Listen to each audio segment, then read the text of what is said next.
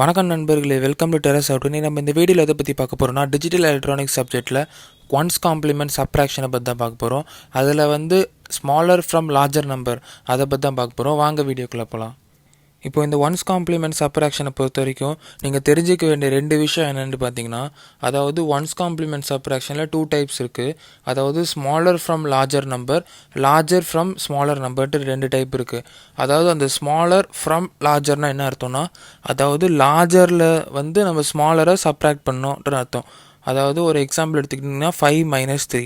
இப்போ larger from ஸ்மாலர்னால் ஸ்மாலரில் லார்ஜரை subtract பண்ணணும்னு அர்த்தம். அதாவது 3 - 5 அந்தமாரி உங்களுக்கு சப்ராக்ட் பண்ணணும்னு அர்த்தம்.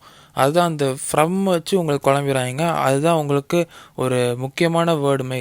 அந்த ஃப்ரம் வச்சு நிறைய பேர் ஸ்மாலர் ஃப்ரம் லார்ஜரை லார்ஜர் ஃப்ரம் ஸ்மாலர்மே எழுதுவாங்க. அந்த இது உங்களுக்கு கரெக்டாக ஞாபகம் வச்சுக்கிறதுக்கு ஒரு கீவேர்டு சொல்கிறேன், கேட்டுக்கோங்க.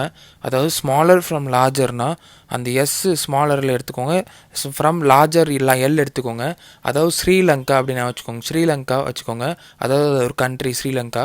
அந்த ஸ்ரீலங்கா அவர் இருந்ததுன்னா, அதாவது ஸ்மாலர் ஃப்ரம் லார்ஜர்ட்டு இருந்ததுன்னா உங்களுக்கு பெரிய நம்பர் ஃபஸ்ட்டு வரும், அதுக்கப்புறம் மைனஸ் சின்ன நம்பர் வரும். இதே இது லார்ஜர் ஃப்ரம் ஸ்மாலர்னால் லங்கா ஸ்ரீ, அதாவது உங்களுக்கு ஸ்ரீலங்கா தான் உங்களுக்கு பேர் வரும். லங்கா ஸ்ரீடே இருந்ததுன்னா தப்பு, ஸ்ரீலங்கா பேர் கிடையாது. அதனால் நீங்கள் ஸ்மாலர் நம்பர் ஃபஸ்ட் எழுதணும், அதுக்கு மைனஸ் லார்ஜர் நம்பர் எழுதணும். இந்தமாதிரி நான் வச்சுக்கோங்க. எப்பவுமே ஒரு கீவேர்டு வச்சு படிச்சிங்கன்னா உங்களுக்கு ஈஸியாக படிச்சிடலாம். இப்போ நம்ம இந்த steps for subtraction from smaller number from larger number அதை பற்றி பார்ப்போம். இப்போ இந்த smaller number from larger number, அதாவது இப்போ 5 - 3 அந்தமாரி இருந்ததுன்னா உங்களுக்கு அது என்ன, எப்படி உங்களுக்கு ஸ்டெப் அப்ரோச் பண்ணணுன்னா, அந்த ஃபஸ்ட்டு அந்த 5 - 3 அந்தமாரி இருந்ததுன்னா உங்களுக்கு அந்த 3 இருக்குல்ல, அந்த செகண்டு அந்த 3 உங்களுக்கு சப்ரஹேண்டு சொல்லுவாங்க. அதுக்கப்புறம் 5 உங்களுக்கு மினு ஹேண்ட் அப்படி சொல்லுவாங்க. அதுதான் உங்களுக்கு இது தெரிஞ்சிக்க வேண்டிய விஷயம். இப்போது take one's complement for subtrahend, அதாவது 3க்கு ஒன்ஸ் காம்ப்ளிமெண்ட் எடுக்க சொல்கிறாங்க. அதுக்கப்புறம் add it to the minuend, அதாவது அந்த ஒன்ஸ் காம்ப்ளிமெண்ட் எடுத்த 3 அந்த மெனு ஹேண்டு 5 ஆட் பண்ண சொல்கிறாங்க, 5 கூட. இப்போ கேரி ஜென்ரேட் ஆச்சுன்னா அந்த கேரி அந்த 5யும் ஒன்ஸ் காம்ப்ளிமெண்ட் ஆஃப் 3 ஆட் பண்ணோம்ல, அந்த இது கூட உங்களுக்கு இந்த கேரியை எழுதணும். அதாவது அந்த கேரியை ப்ளஸ் பண்ணி ரிசல்ட் கூட ப்ளஸ் பண்ணி எழுதணும். அதாவது எப்படின்னா உங்களுக்கு இந்த பெரிய நம்பர் மைனஸ் சின்ன நம்பர் பண்ணும்போது எப்பவுமே உங்களுக்கு கேரி ஜென்ரேட் ஆகும். நீங்கள் எந்த ஒரு நம்பரை நீங்கள் என்ன பண்ணி பார்த்தாலும் உங்களுக்கு கேரி ஜென்ரேட் ஆகும்.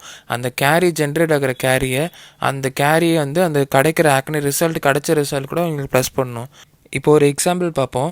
அதாவது 5 - 3 அதே இது எடுத்துக்கிறேன். இப்போ 5 - 3ல் 3 சப்ரஹேண்ட் சொன்னேன். சப்ரஹேண்ட்னா உங்களுக்கு அது ஒன்ஸ் காம்ப்ளிமெண்ட் எடுக்கணும்னு சொன்னேன்.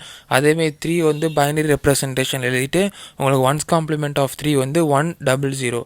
இப்போ ஒன்ஸ் காம்ப்ளிமெண்ட் ஆஃப் 3 நீங்கள் அந்த 5 பைனரி ரெப்ரசன்டேஷனோட ப்ளஸ் பண்ணணும். அந்தமாதிரி ப்ளஸ் பண்ணிங்கன்னா உங்களுக்கு 0 1 1 0 0 0 1 1 10 வரும். அதனால் உங்களுக்கு 0 போட்டு கேரி ஓவர் 1, அந்த கேரி ஓவர் 1 வர்றதுனால இப்போ நம்ம இந்த ஒன்ஸ் காம்ப்ளிமெண்ட்டு 5 காம்ப்ளிமெண்ட்டு பார்த்தீங்கன்னா 3 பிட்டில் தான் ரெப்ரசன்ட் இருக்குது. ஆனால் ஆன்சர் கிடச்சது 4 பிட்டு.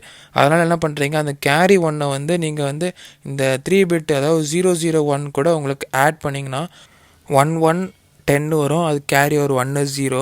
அதுக்கப்புறம் 1 + 0 1 தான். அதுக்கப்புறம் 0 0 தான்.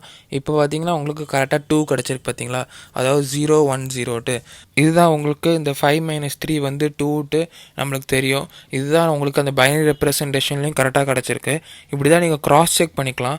ஆனால் எக்ஸாமில் நீங்கள் இப்போது ஆப்ஷன்ஸ், இப்போ ஒரு கவர்மெண்ட் எக்ஸாம்ஸ்லாம் எப்படி ஆப்ஷன்ஸ் இருக்குன்னா உங்களுக்கு 0 1 0 இருக்கும், அதுக்கப்புறம் 0 0 1 இருக்கும்.